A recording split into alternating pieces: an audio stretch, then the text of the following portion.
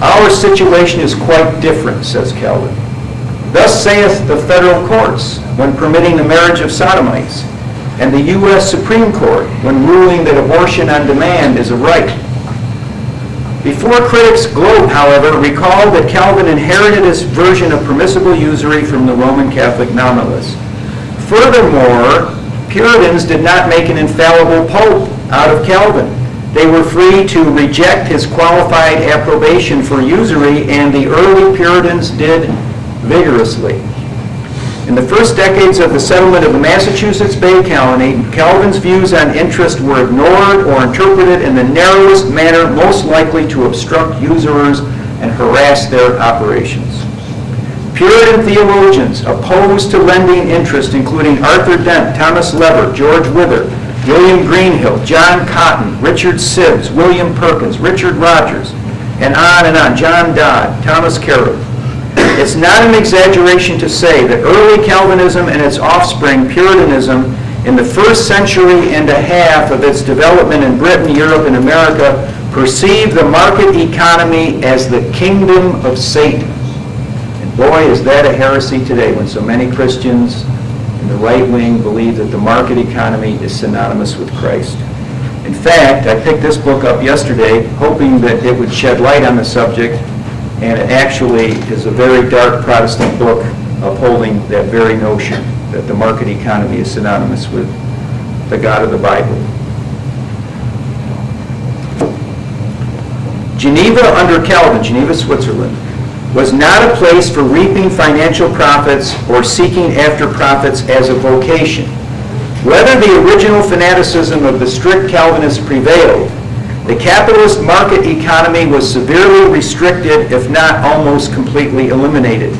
The claim that Puritan doctrine explains the economic and professional success of the capitalist bourgeoisie is a cliche without basis. The Puritans only repeated what Christianity had always taught, that salvation is difficult, if not impossible, for the rich. The theocratic principles of Calvinist Geneva, far from actually promoting capitalist growth, were restrictive and economically Catholic and medieval in that sense. Voetius, V-O-E-T-I-U-S, the ferocious doyen of the Calvinist ministers of Utrecht, carried on a lifelong campaign against luxury, usury, all forms of display, excommunicating a pious woman because her husband was employed in a pawn shop, and encouraging many other Calvinist parishes a similar hostility toward anything savoring of usury. All right, so we've done the popes, we've done the Fugers, we've done the Medici, we've done Calvin and Luther. Let's turn very briefly to Anglican England. Right now there's a TV series called Wolf Hall. It's probably the first time in popular cinema. It's on PBS. It was on last week. The second part will be on this week on Sunday. The first cinematic revision that I'm aware of the aura of sanctity around Thomas More. And it takes Thomas Cromwell's side. And it's not entirely accurate in that at all. But there are problems with More, but that's for another time. King Edward VI. Okay, Edward VI was the boy king, remember, in Tudor England, who was often compared to King Josiah, because like King Josiah, he reached the throne at age 8. And he was the hemophiliac son, the only boy child of Henry VIII. King Henry VIII took the papal rationale of Catholic nominalism, as personified by Eck and Calvin's rationale, as the basis for his deceitfully worded law of 1545, a bill against usury. This statute inaugurated the legal fiction that usury no longer meant all interest on a loan, but only excessive interest. This was the first law in the history of England to give connivance to the practice of lending at interest. And a high rate of interest was set for those days, 10%.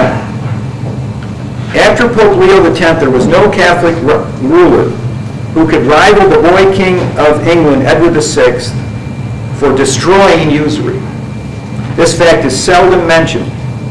During the time of the Protectorate, because he was a little boy, so he had other aristocrats around him who did the administering. The kingdom under him, the laws were returned to the immemorial Catholic position on usury, last implemented by King Henry VII in 1495. Remember, Henry VII was the one who defeated Richard III, who was just reburied at Bosworth Field, and was the first Tudor King of England.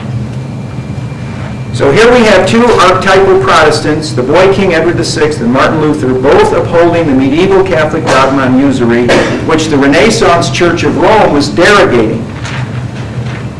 And his law is such a stirring jeremiad. I'd like to read it. I don't want to impose too much on your time and patience here, but it's worth, it's just a paragraph. This is the law, an act against usury, Edward VI. Usury is by the word of God utterly prohibited as a vice most odious and detestable. It is evident to be seen which this usury is by no godly teaching, but from the hearts of diverse greedy and covetous persons of this realm. For reformation whereof, be it enacted by the authority of this present Parliament, that from the first day of May, which shall be in the year of our Lord 1552, the said act and statute considering usury gain of or for alone be utterly abrogated, void, and repealed. End quote. The Protestant supporters of Edward VI, who were both Anglicans and Puritans, termed usury praeter naturam, unnatural, idem ac hominum occidere, equivalent to manslaughter, proxima homicidi, next to homicide, and malum in se, wrong in itself. Protestants like Latimer, Lever, Crowley had no mercy for the moneylender. The doctrine of Edward VI, with its emphasis on the need of controlling the operations of merchants and financiers, reflected the conventional Christian mistrust of the money power. Where is that in the so-called Christian right today? If they don't have a mistrust of the money power, are they Christian or are they merely right-wing? Remember, as I've often said, right-wing and left-wing are artificial contracts. They're products of the 1789 seating arrangement of the French National Assembly. God didn't birth us as right or left. And the Bible has right-wing aspects to it and left-wing aspects to it.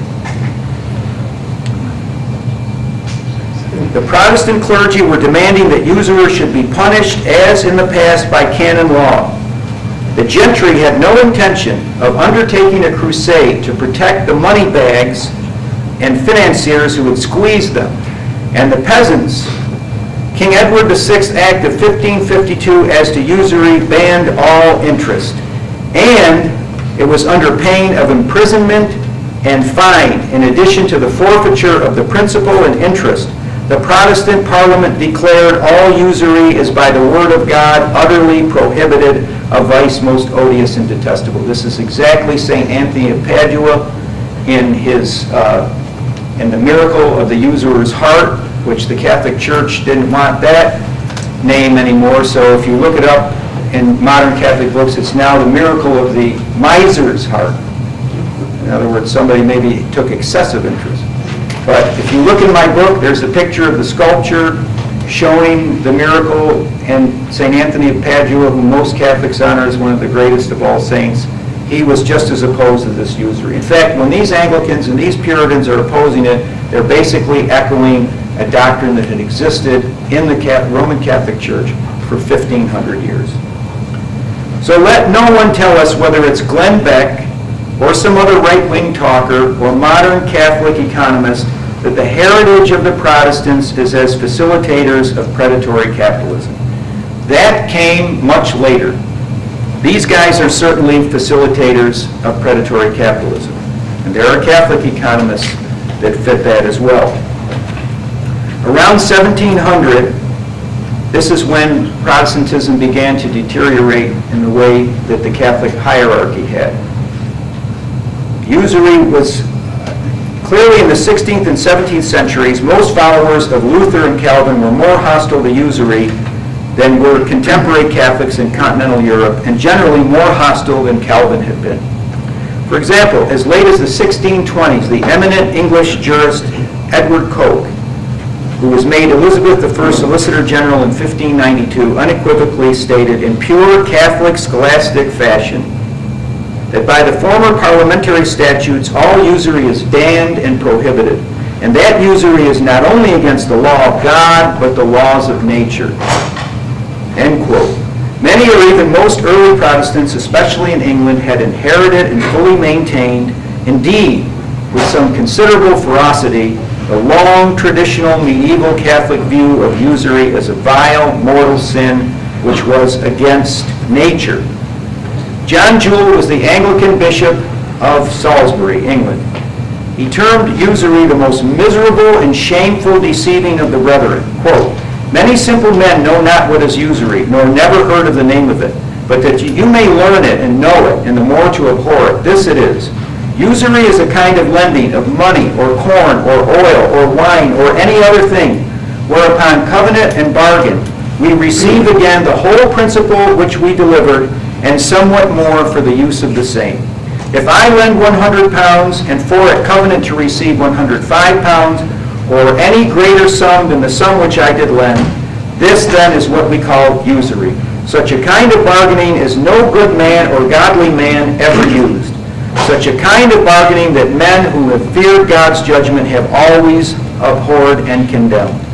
It is filthy gains and a work of darkness.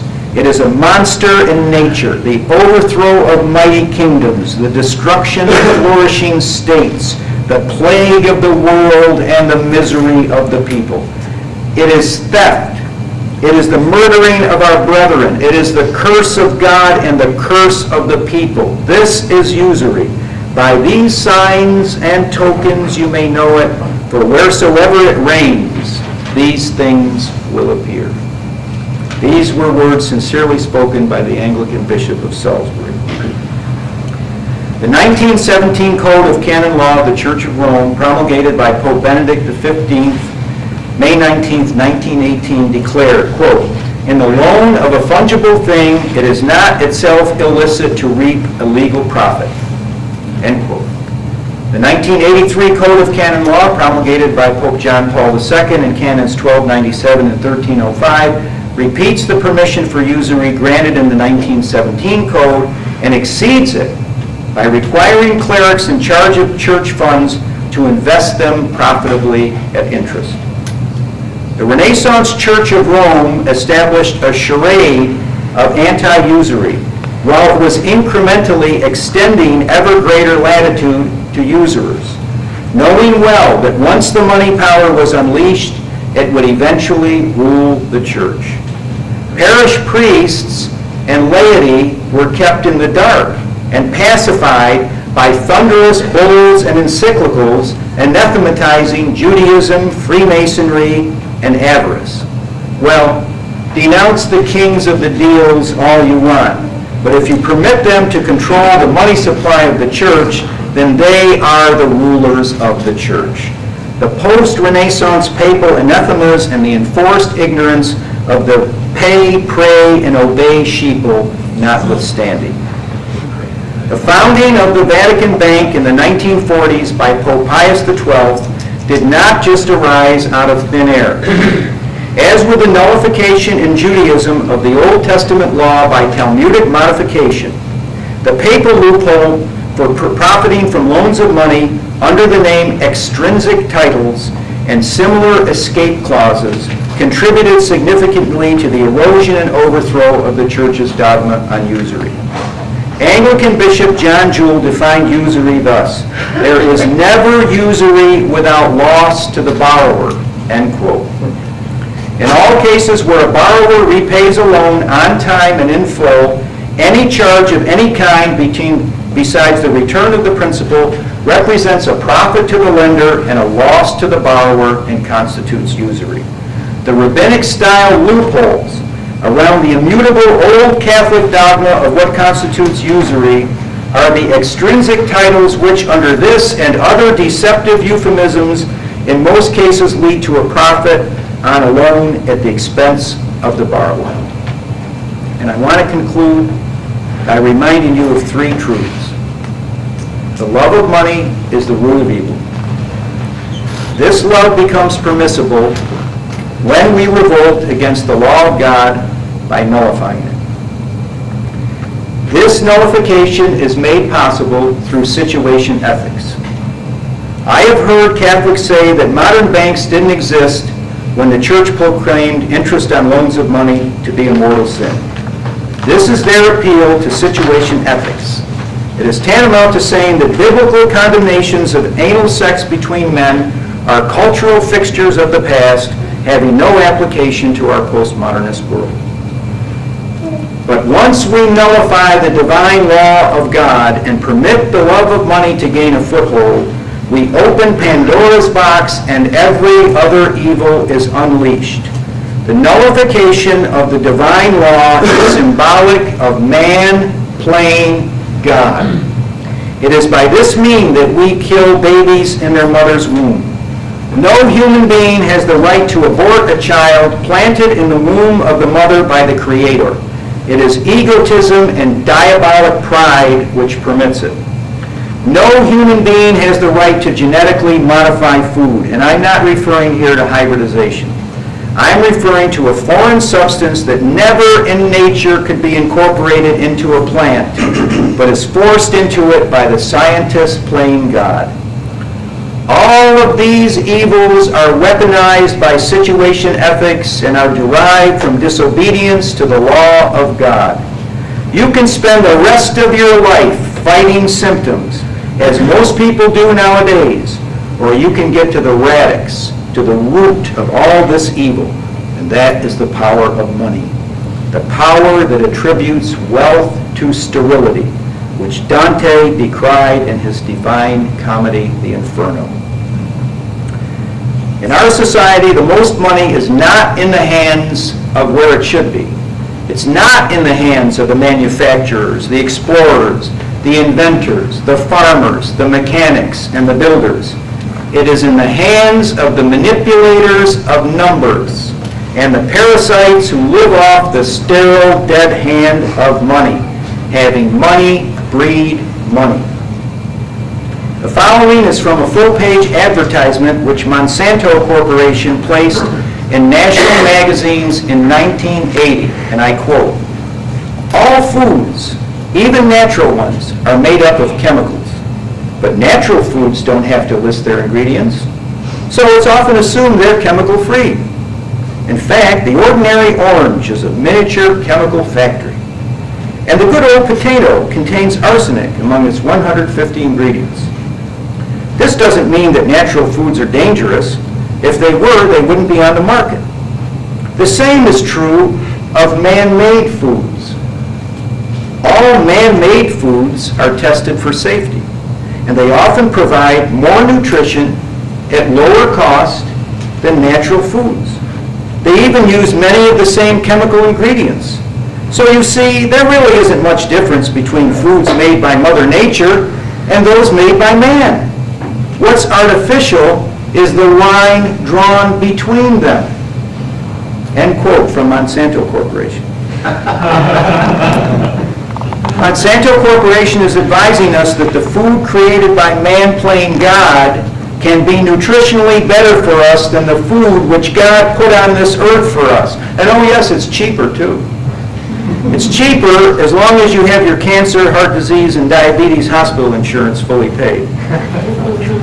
This was the mentality of Monsanto in the 1980s, which led to the 21st century practice of genetically modified organisms, and continues to lead us down 1,000 different paths toward hell on earth, by means of man usurping the powers that belong to God alone.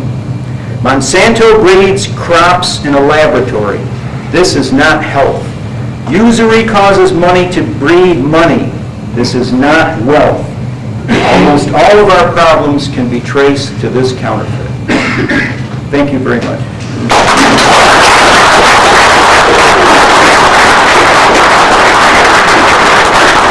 She's a female lawyer who helped out a friend of mine who was going through a divorce at the time, and she did it at no cost, just to help him out because he hadn't seen his kids in a year and so on and so forth. And she said to me, oh, this would be 15 years ago now, she said, you know, this is just absolutely evil what these credit card companies are doing to people, charging 28% interest. These people will never, ever get out of debt.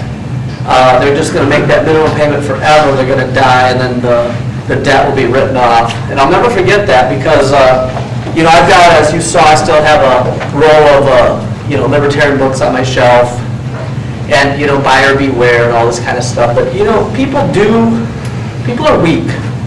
People find themselves in situations, and then if there's somebody around that practices situational ethics, they'll take advantage of people. They'll charge them 28% interest. They'll sell them pornography. They'll maintain houses of ill repute.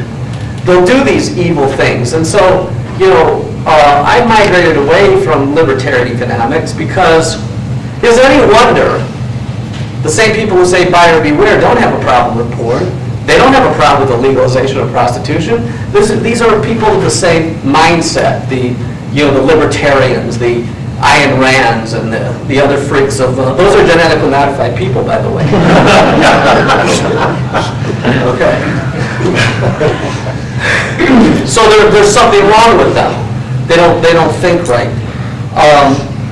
No, I don't believe in situational ethics. I wasn't taught situational ethics by my dad, and I told you mentioned our daughters and so on, and I told my wife not to tell any of our children that there really is not a firing squad on retainer. Don't tell them that till after they're married. So, anyway, we got the question and answer session coming up right now, but before we get to it, I just want to, say, these books are very unique that you've written here. You're not going to find these books at Barnes & Noble. You have to really look for information like this. You don't have to agree with every last thing in the book. This is scholarly work. It's footnoted, and it's up to you to challenge it. It's up to you to refute it if you want to do or want. Medici's and the Fuggers get the money in the first place to lend to Rome. In the case of the Medici, you have the basic familiar clan structure of Italian culture, and we see this in many other cultures in terms of mutual self-help, and then the manipulation and domination of the city of Florence, which produced many of the popes. So it was a matter of tribal collusion and also the right people at the right time. With the Fuggers, Jacob Fugger was an entrepreneurial genius and began out by his hard work in industry to gain a money supply. Also his diplomacy, because he wasn't just concentrated on Rome. In the early days, he was banker to the Habsburg aristocracy, including Charles V. I know in Germany today the Fuggers are widely admired because of the Fuggerize, those charitable organizations where they take it, so they have good PR. Okay, in order to be good stewards of extra money that I make in my vocation, I don't put my money in a mattress. I think you answered the question at the end. You would say instead of putting your money out in interest in the bank, that if I want to be a good steward of my money, then it seems to me I will be looking for manufacturers, explorers, farmers, inventors, and other people that are.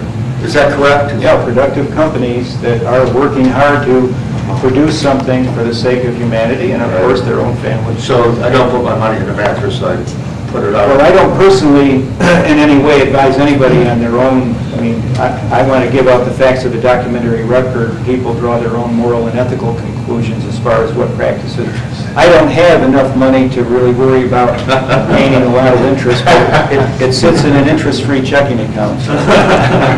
And my last question is, I don't have any problem with your take on this at all. I do admire Gary North very much about him, but I tend to agree with you. He's probably wrong on interest. Could you tell us once again where he missed the boat, where he's missing the boat? He missed the boat in the same way that Matthew D. Hall and Matthew D. Burton and David Hall have missed the boat. I don't have much in common with Abraham Lincoln, but I always carry 2 pairs of glasses, and I know he did as well. That's all. And so here's kind of the line of Gary North and the other. Well, this is the most outrageous baloney. I'll just go straight to that. Okay, one sentence here on page 78. avoidance of theft in the form of interest-free loans. These characters say that providing an interest-free loan is theft, that the person who's granting the loan is stealing from himself. I mean, you can think that, of course, but they never once mention Luke 6 or refer to the heritage of the church. So, I mean, essentially, North, and even unfortunately someone who I do admire, even though he was naive about the Talmud, although the information about the Talmud wasn't out during his lifetime as it is now, Rousas John Rushdoony was also a supporter of his son-in-law Gary North's position on this, and that's unfortunate. Thank you. I'd like to reference back to the Judaics. In preparation for this, I was reading your book, Usury in Christendom. I think on page 83, you talk about the Fourth Lateran Council. Fourth Lateran Council, Canon 67, warned the Christians off of the Jews. How does that harmonize with what you said about was it a Jewish problem? Well, that's a good question. The Lateran Council, however, never based any animosity towards so-called Jews, and I say so-called and refer to them as Judaics rather than Jews, because I believe most of them are not of Abraham, Isaac, and Jacob, but are Khazars, but that's something else. Never on a racial basis. Always on the fact that you hate the sin but love the sinner. So since they were connected to a grievous sin, blasphemy against Jesus Christ and his blessed mother, denial of Christ's resurrection, therefore, they were outside of the protection of Christian society on the basis of that, in the sense that they had certain disabilities imposed on them, and that's what the Lateran Council did. But I do want to make the distinction that the Catholic Church, in its original impetus, would have always accepted Judaic people who were sincere converts to the Church. So those disabilities could have been lifted whenever anyone heard the voice of God and converted to the faith of Jesus Christ. So it was strictly in relation to, as St. Paul said, the principalities and powers to which Judaic people gave their allegiance. Thank you. And then secondly, would you make a distinction between a biblical capitalism, just prices, just wages, and a market capitalism, or what we might call corporatism? Is there such a thing as a biblical capitalism in your mindset? I hate to use the word capitalism. I prefer the word free enterprise, since capitalism incorporates the word capital, which is a reference to money accumulation. And I definitely do believe that we have many biblical injunctions to be thrifty. And also there are borrowers who can be predators on lenders and not paying the loan back on time. And of course, once that happens, then there are penalties that are non-usurious for the loan, because the debtor is not a saint or a type of impeccable person who never commits a sin. The person who gives the loan can also be wronged against. What's happened is there's been a deliberate manipulation of the ambiguity around the penalties that should be associated with those who don't pay back a loan, and the gray area from that has created more specious, in my opinion, grounds for justifying interest on loans. But yes, I think the Old Testament and its admonitions to stay out of debt, to be thrifty, to not be a borrower whenever possible, is the basis of what we saw as I've traveled throughout here, Michigan, seeing the Dutch people in Grand Rapids and being aware of I was up in Minnesota, of the German and Swedish Lutherans who helped to build this country, not on usury. They were mostly farmers based on biblical thrift and virtues that they had inculcated from the Bible. Yes, sir. You've talked about in early England, or in England post-Renaissance Reformationary England, there was a continued hostility to usury. Both Anglo-Catholics like Andrew Lancelot and Calvinists seemed to have that. That did not seem to be true on the continent, where the Calvinists seemed to be more friendly toward usury, as opposed to the Lutherans that continued to be hostile. Is there a distinction, and when did that distinction break down between English Calvinism and the Calvinism of the continent? Well, I would say that's partly correct, but not entirely so, because I don't think the distinction was observed from the founding of New England until, say, let's say 1700. Now, Richard Baxter in England around 1680 was beginning to nullify the laws on interest on money, so there were some, he was very influential, there were some early factors involved there, but if you look around to 1700, around there, Samuel Willard was the pastor of the First Church of Boston, which was a Congregationalist Puritan church.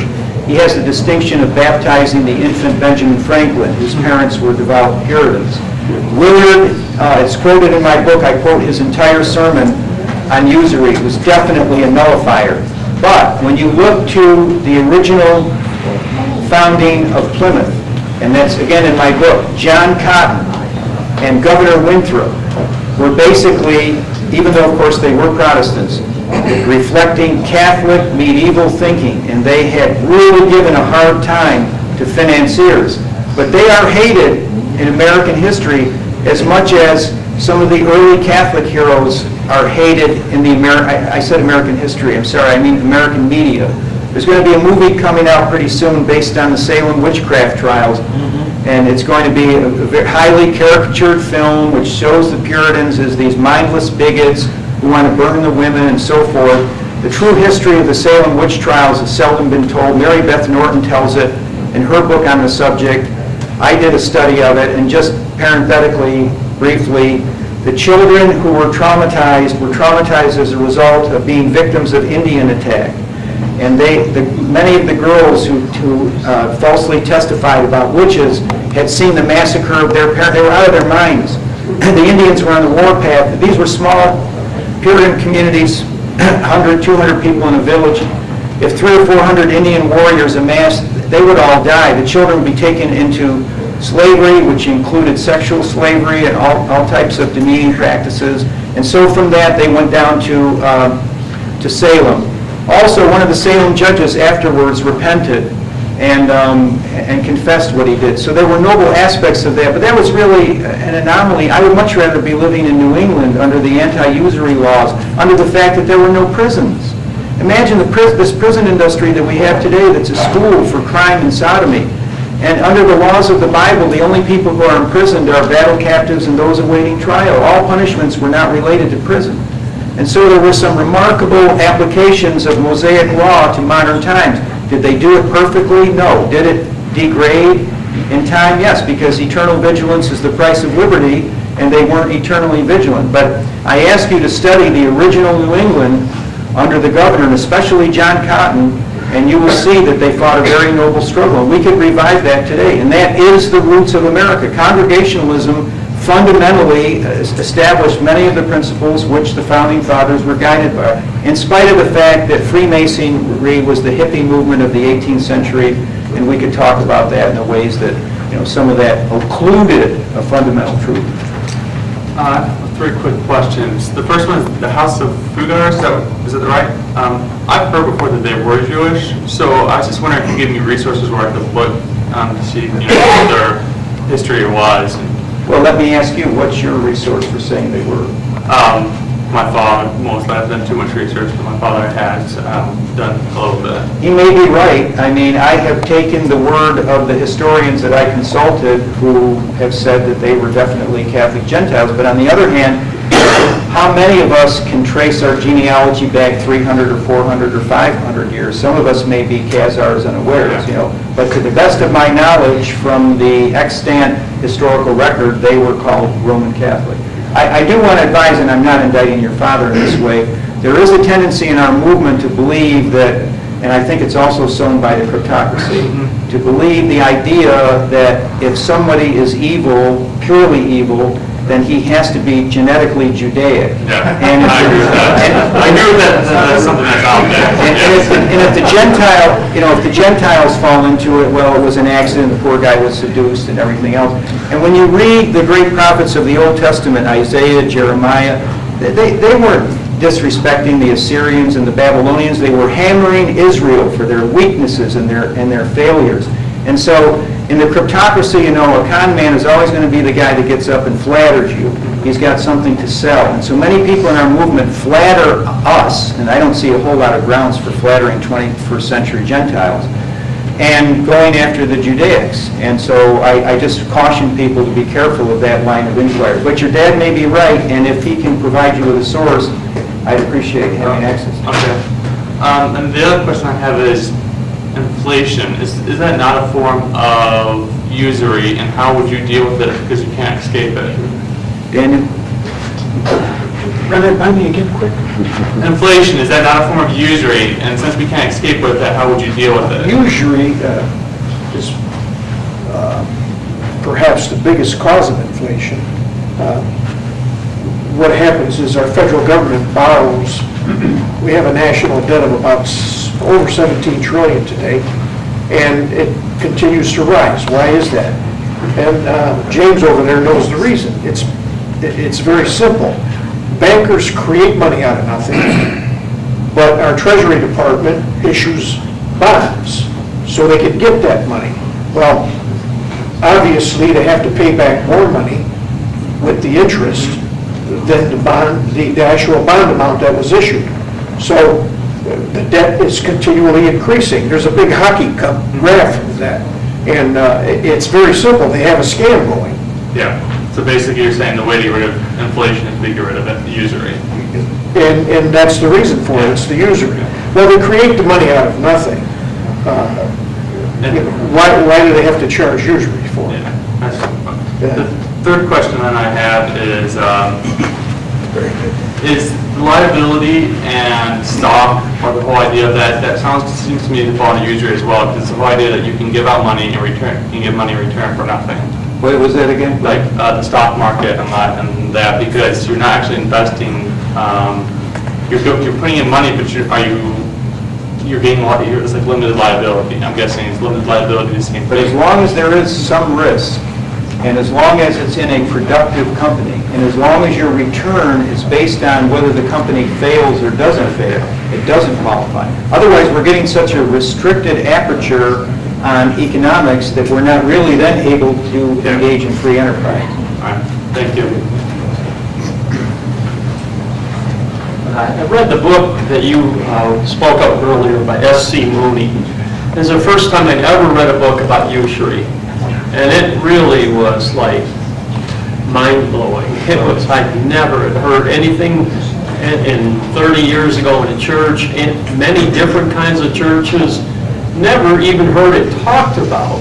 And, but it challenged me too. Like, for instance, I own a home right now. For the past couple of years, I have had a good friend living with me, and he's been paying me rent.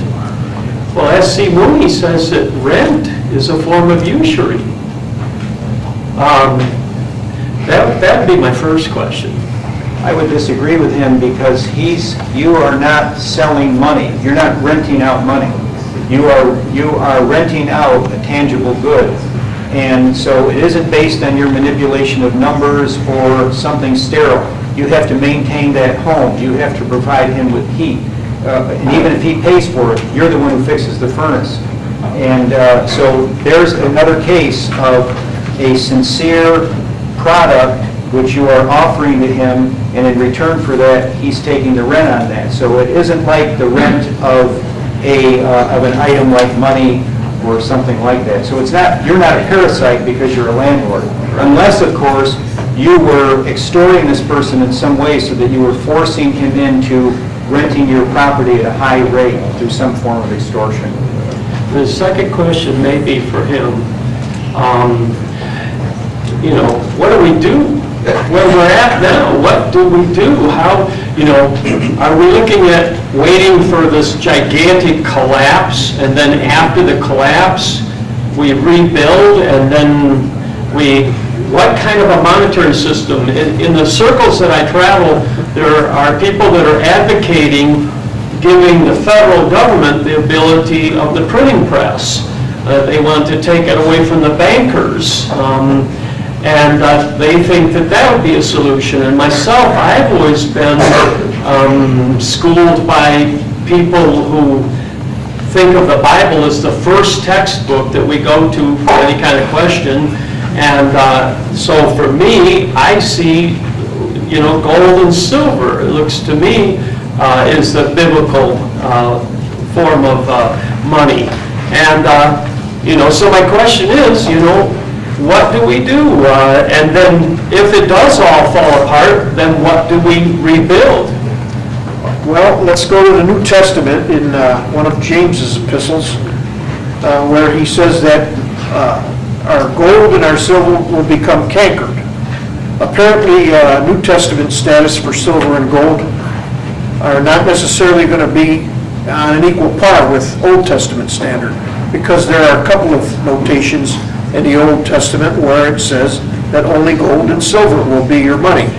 But now we have a New Testament point here where the money is going to fail in the end anyway.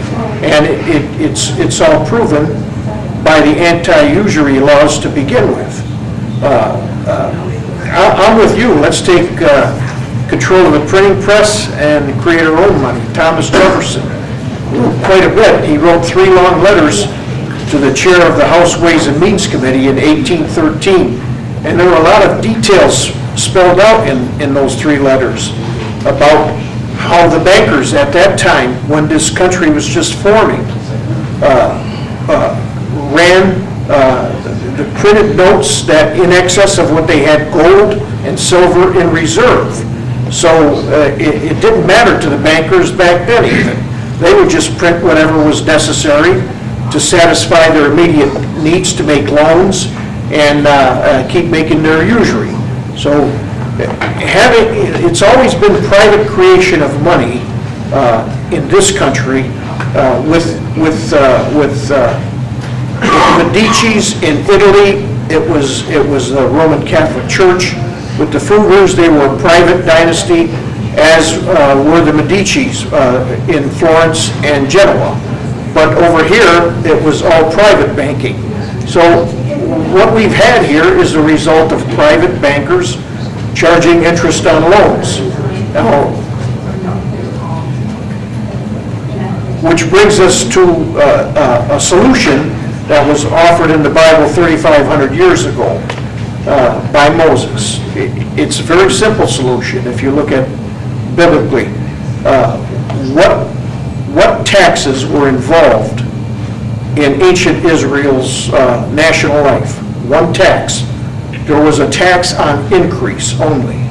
If a person had a house and a family, and at the end of the year they had their personal wealth hadn't grown any at all. There was no increase. Say the crops failed and their animals had not reproduced and there was no increase in their wealth. Well, they wouldn't pay any of the increase. They wouldn't pay the tithe.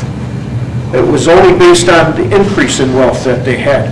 Well, we could, if we did this a similar thing today by creating our own money supply to pay for the costs of government, well, and also for infrastructure like roads and buildings and police, municipal governments, state governments. If we paid for all that with through direct emissions of currency from the federal government, well, you wouldn't have any need for all these oppressive taxes, would you? And yet all of these other things would still be paid for. The only problem could come when you keep pumping money into the economy.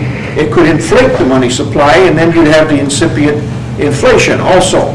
So how do you regulate the money supply to be in balance with the gross domestic product? You have a tax on increase. It could be 3%, 4%, it could be 10%, all based on how much money is being saved, the quantifiable amount of the gross domestic product that industry is producing and agriculture. You know, this is all doable, but none of the economists are telling you about it. And it's very simple. It's based on the government directly creating the money, and they've proven they can do that already. The Federal Reserve just prints it. Well, they don't even care if you want the money printed anymore. They'll ask the people over at Treasury Department, well, do you want credit or do you want us to print the money? It doesn't matter to them because they do it in cyberspace now. I don't know if you've read John Perkins' book, Confessions of an Economic Hitman. Well, he explains all that in there, and that's how our government's trust is in the people today. It's all smoke and mirrors. And I want to remind you that Daniel Kranicki is the author of a booklet that we have on the table there, very well worth reading. He's going to be expanding it soon, but he is a scholar of Thomas Jefferson's views on economics, and it's worth taking a look at. Yes, sir? In accordance with Gary Norr's statement, how would you respond to people who would suggest that interest in reality is nothing more than a return for having, number one, lost or given up, relinquished the ability to use the money right now, and also for assuming a risk? And by the way, I know the answer, but I'll get yours. Well, that's the classic argument of my opponents, and the answer in more depth is in my book because I believe in anticipating every possible counter. But first of all, it's like saying to us, why does Christ say love your enemies when we could create a separate system such as the pagans had where we kill them first and then we don't have to deal with it. But the law of God is not the law of man. So first of all, the law of God trumpets any type of individual adjustment that we have. Secondly, Aquinas and others, as they were studying this and perfecting the law, were talking about how it's called, it's in the back of my book in the Lucrum Sessens, and the section on Lucrum Sessens. And Lucrum Sessens talks about you have this money and you could be using it for one thing, but instead you loan it to me, and that's considered a loss. But what Aquinas said was, why did you loan it? No, I mean, it's not like I came with a gun and held you up. You decided to give this money and to loan it, and therefore, how can it be a loss because it's voluntary? And what was the second question? That was the question. The thing is, as I mentioned, is that I have the answer. Oh, go ahead. The answer is strictly from an economic perspective. Okay. And that is, money held by rich does nothing for an economy. The only one that does any good is that which is in circulation. The only way a society can advance is through capital investment. Without capital investment, you are a third world nation. So, if I have a lot of money, if I want to improve what I have, it's in my best interest to lend the money to an entrepreneur who can take that money and turn it into wealth. By doing so, the cost of goods falls, the prices fall, and I'm able to enjoy a profit as a result of my having loaned the money. But I don't need the interest because I'm getting back an advantage because of the market, which has been improved because of the increased capital investment.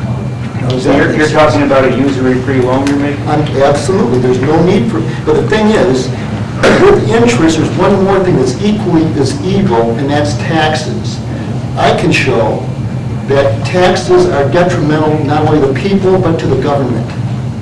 Absolutely detrimental, and if we had gotten rid of them, along with the system he suggested, where the Treasury spent the money in the economy in equal amounts equal to the retail value of new production, at number one, we would have immediate full employment, there'd be no more deficits, and the prosperity would be beyond levels you could even imagine possible. Thank you, sir. Are you running for president? If I came up like that, I wouldn't last any longer than John Kennedy. My motto just says, get rid of the Federal Reserve, Treasury should be money, have banks no longer be able to create money out of thin air, and eliminate all tax, the national, state, and local, including property tax and all hidden taxes. As a summary, over 10 years, the government could pay off the national debt, fund 123 trillion unfunded liabilities, totally rebuild the nation's infrastructure, increase the value of the dollar at a rate of 5% a year, and in order to avoid depression from deflation, the Treasury had to give every man, woman, child no less than $700,000 over 10 years. And my model says only people working and tell you the money, otherwise nobody would work.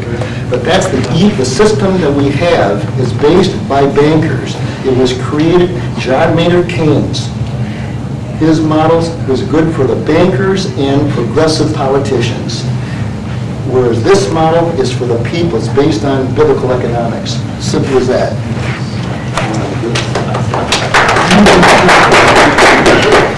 Another one. Mr. Halton, you've used the word several times today, cryptocracy. For those, and I don't know all of it, obviously, but for those that might not be that familiar with it, can you give us an overview of who they are and what they do? It comes from Walter Bauer's book, Operation Mind Control, a classic in its day. His ex-wife actually lives in Coeur d'Alene, and I met her recently, very interesting lady. He was connected with the billionaire Mellon family, but he was a good fellow. I think he actually just married this woman out of love. It's hard to believe as that may be. But the cryptocracy, obviously from the root of the word, means a group that is built around secrecy and the maintenance of secrecy.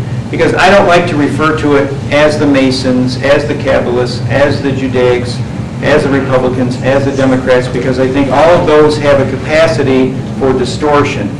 And human nature by itself, since the fall, everything is distorted. And none of us is, except where we're quoting Scripture or inspired by the Holy Spirit, is 100% accurate what we're saying. So my goal as a historian is always trying to pick what the French call les mots justes. I hope I pronounced that correctly.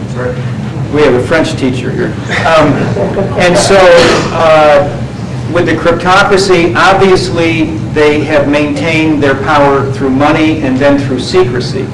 But one of the things that I've been concerned with for many, many years is what my mentor, James Shelby Downard, called the cryonic process of the cryptocracy, and he called it the freezing and thawing of information. So that I used to be a reporter for the Associated Press in New York.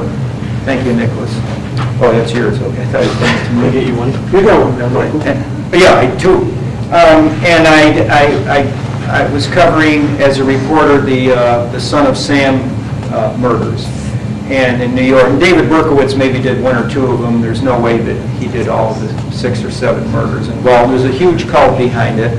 And Newsweek came out 2 or 3 days after Berkowitz was arrested, case closed, you know, and the cops declared case closed. Well, if you've been a cop or you've been a reporter who's on the police beat, you know that every investigation really begins in earnest the day the perpetrator is apprehended. And it's not closed, because he may not be the perpetrator, and what about accomplices?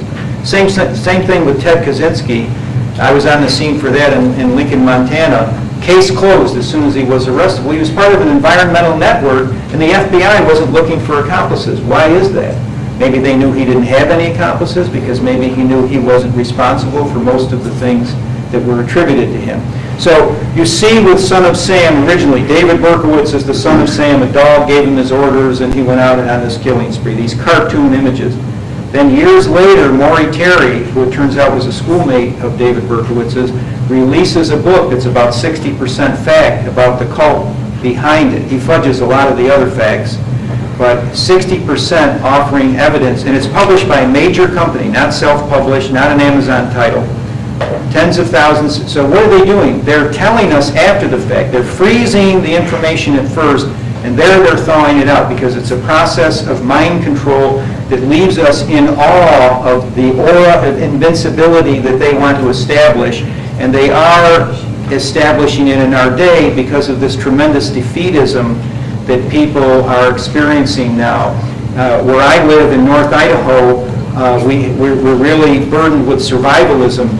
People are obsessed with stockpiling guns and water and all those types of things. Of course, it's very good to be prepared for disaster, like the Boy Scouts say, be prepared. But I mean, I can't see making a lifetime career out of stocking food and ammunition and things like that.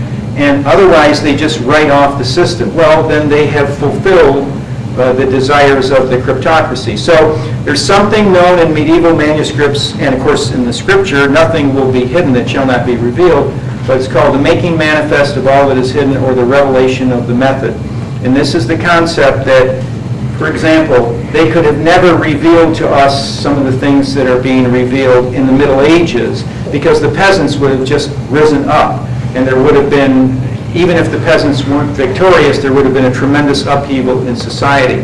But now they can reveal to us some of the things that have been done to us, because we've been sufficiently processed so that we're immobilized, paralyzed by the information. Instead of acting on it, we become more in awe of this thrill machine that they put out there. And instead of saying, I'm going to try and find out who did kill Kennedy, or if they're all dead, I'm going to try to find those who covered it up and continue to participate in the cover-up.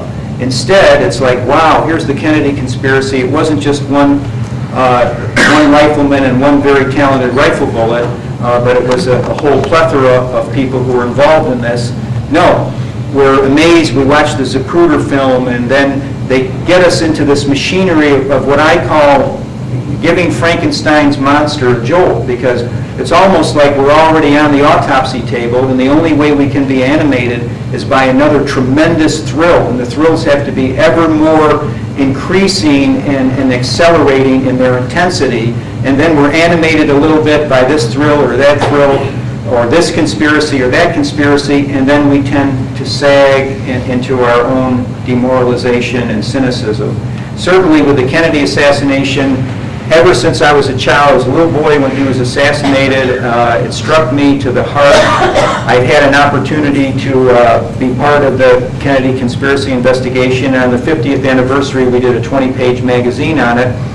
And using the resources that are available, I thought it was very, very clear that it was a conspiracy. And I think most American people are aware of that, even intuitively, that people like Martin Luther King and Bobby Kennedy and Jack Kennedy, and there are others, Arthur Bremer, who shot George Wallace, that this is the hand of the cryptocracy operating. So it used to be a power based on money and secrecy. It's still a power based on money, but it continues now to play this shadow game of revealing its face and then covering it up in certain instances.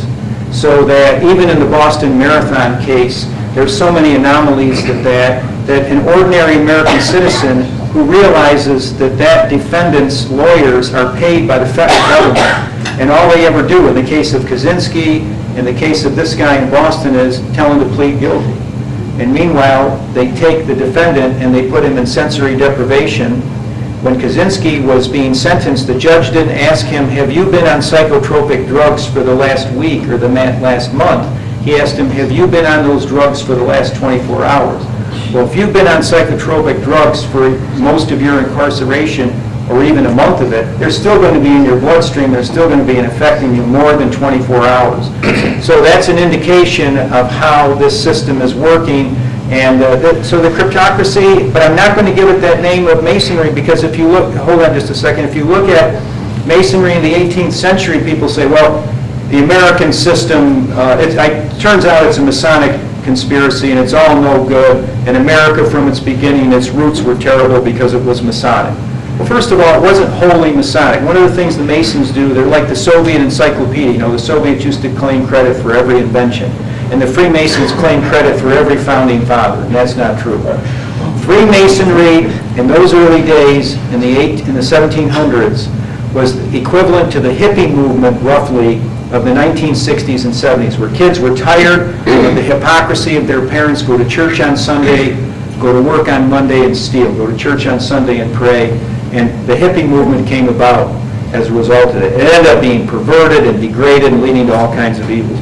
With Freemasonry, Freemasonry was born out of its advertising slogan that we are not going to involve you in the wars of religion. American people, those who sailed across that difficult ocean journey to come here, were horrified and scandalized by the wars of religion, where Protestants and Catholics had slaughtered each other's men, women, babies, and children. And Freemasonry said, we are an alternative to priestcraft, and we are an alternative to wars of religion. Even people like, well, Jefferson was never a Freemason, but even people like George Washington, others, were seduced by this. Even though, if you take a look at what Freemasonry really is, which is Kabbalah for Gentiles, and you see the titles that they have, Grand Hierophant, all these other vainglorious titles, it is a priestcraft, only it has enough cunning not to call itself a priestcraft. So originally, as these sort of hippie-type people got into Freemasonry, thought it was relief from wars of religion and religious fanaticism and clericalism. Later on, they distanced themselves from them. And in Jefferson's library and in Jefferson's letters to John Adams, we know that he was anti-Kabbalah, anti-Talmud, and he was disgusted by the uses to which Freemasonry had been put.